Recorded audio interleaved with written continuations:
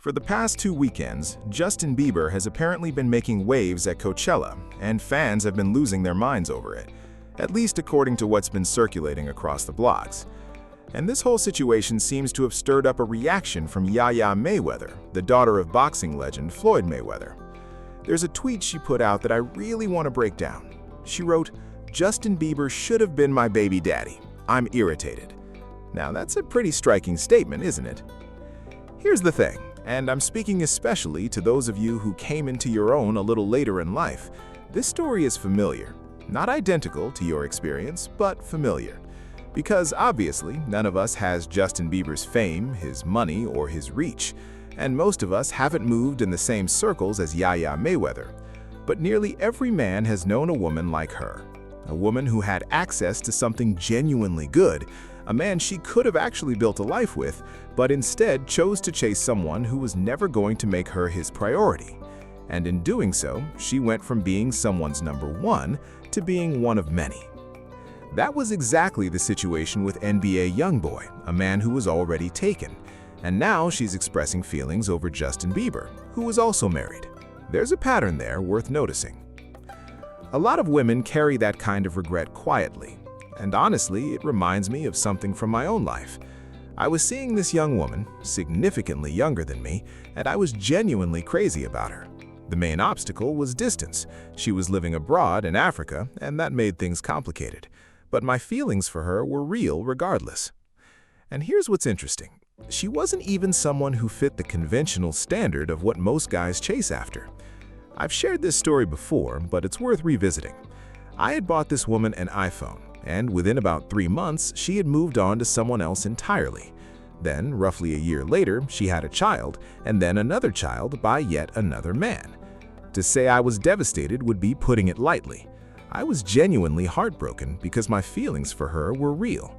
She was in her early 20s when we first connected, and I was in my late 30s. And her explanation for pulling back was simple. She said the age gap made her uncomfortable. She didn't know how to explain it to her family, and she felt more at ease with someone closer to her own age. Fair enough, I accepted that and kept it moving. But it wasn't long before she reached back out, and this time her tone had shifted completely.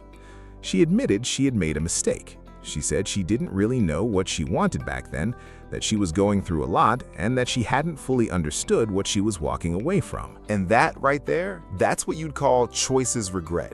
Instead of choosing a man who genuinely wanted to be with her, someone who may not have been perfect or always available, but was committed to building something real, she chose to chase excitement. And look, there's nothing wrong with wanting to enjoy your youth. That's a personal choice. But the problem comes when that chapter closes and the pieces don't fall into place the way you expected. When that happens, you find yourself starting over from a position of disadvantage. That's the reality for a lot of young women who spend their prime years chasing instability. And I want to be clear, I'm not coming after black women here. That's not the point of this conversation at all. But I would be doing a disservice if I didn't speak honestly about what I've observed within the community.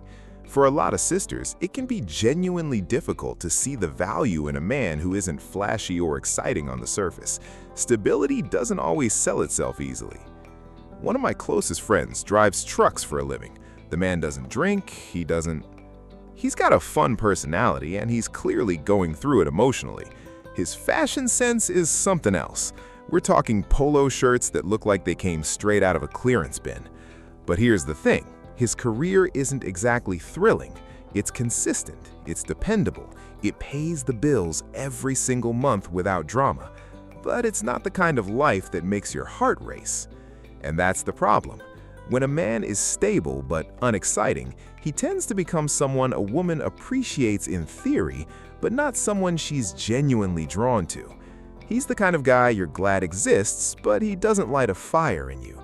He's not Justin Bieber, he's not a street legend, he's just there, reliable, present. And somehow that's not enough. So the question becomes, why would she choose him? Now here's where the story takes a very familiar turn. Once she's been through the excitement, once she's been involved with a guy who lives dangerously, who brought chaos into her life, who came and went as he pleased, suddenly everything looks different. all of a sudden, she starts looking for the guy whose door doesn't get kicked in. She starts looking for the man who covers rent on the first of every month without being asked, the man who's educated, grounded, and dependable. She's looking for him now, and now she has 2 children. Here's the reality that nobody wants to say out loud. Raising kids is not glamorous. Waking up early, changing diapers, warming bottles, rocking a baby to sleep at midnight, none of that is exciting. It just isn't. And building something stable, whether that's a business, a household, a career, none of that is thrilling either. People romanticize content creation, entrepreneurship, all of it, but there's nothing fun about the day-to-day grind. Anyone who tells you otherwise hasn't actually lived it. Being a responsible man, the kind who shows up every single month, keeps the lights on, makes sure everyone under his roof is taken care of, that is one of the hardest and least glamorized roles in the world. If you're a man who does that consistently, leave a comment, because it is not easy and it is not celebrated the way it should be. That's exactly why when a woman finds a man who has genuine discipline and financial sense, she's in a better position than she often realizes. Not every man operates at that level. Managing finances, planning ahead, carrying the weight of a household, these aren't default skills. They're developed through sacrifice and consistency. And when women undervalue that, they often treat it as weakness. They mistake steadiness for boredom. And what happens next? We already know. That dependable man moves on. He stops waiting, and eventually a woman who actually recognizes his value finds him. She appreciates what he built, and she doesn't take it for granted. Now the woman who left comes back around, and she's coming back with more baggage, more financial strain, and more complexity than before. If that man has grown, if his options have expanded, she's walked herself into a very difficult corner. And this plays out constantly. Women try to reconnect with men whose value has increased significantly since the relationship ended, and by then, the window has closed. It's not bitterness on his part. It's simply that his choices have expanded, and she is no longer among them. This pattern shows up often, particularly within the Black community. A woman has children with a man who isn't in a position to be a stable partner or father. Things fall apart. She grows frustrated and looks elsewhere, sometimes toward men outside her community, hoping that a different kind of man will accept her situation and step in where others didn't. Sometimes it works, often it doesn't. And honestly, I genuinely feel for the women who end up in that cycle. I know that's not a popular thing to say, but it's true. There are real women, real people caught in circumstances that compound over time, and the weight of those consequences is serious. The difficult truth is this: the choices made early in life, especially when it comes to who you build a family with, carry long-term consequences. Who you have children with matters. It shapes your path, your stability, your options moving forward. That's not a judgment. It's a practical reality that deserves to be spoken plainly, with honesty, and without cruelty.